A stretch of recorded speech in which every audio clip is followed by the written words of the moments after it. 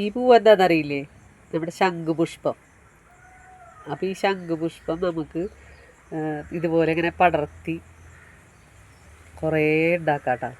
ഞാനിതുപോലെ ഇങ്ങനെ പടർത്തി കുറച്ച് ഉണ്ടാക്കിയിട്ടുണ്ട്. അപ്പോൾ ഇത് വിത്ത് പാവിയിട്ട് ഉണ്ടാക്കിയതാണ്.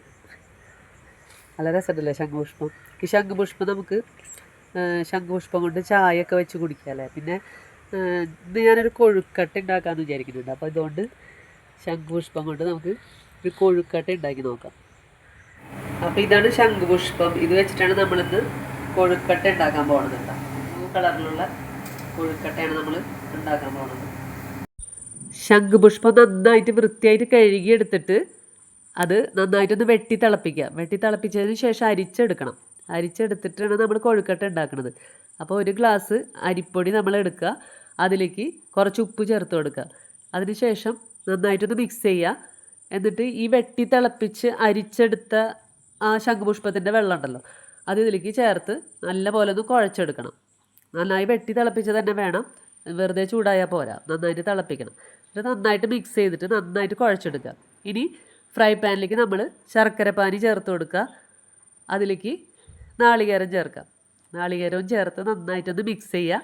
ഇനി നമുക്ക് നന്നായിട്ട് മിക്സ് ചെയ്തതിന് ശേഷം ഏലക്കാപ്പൊടി ചേർത്ത് കൊടുക്കണം.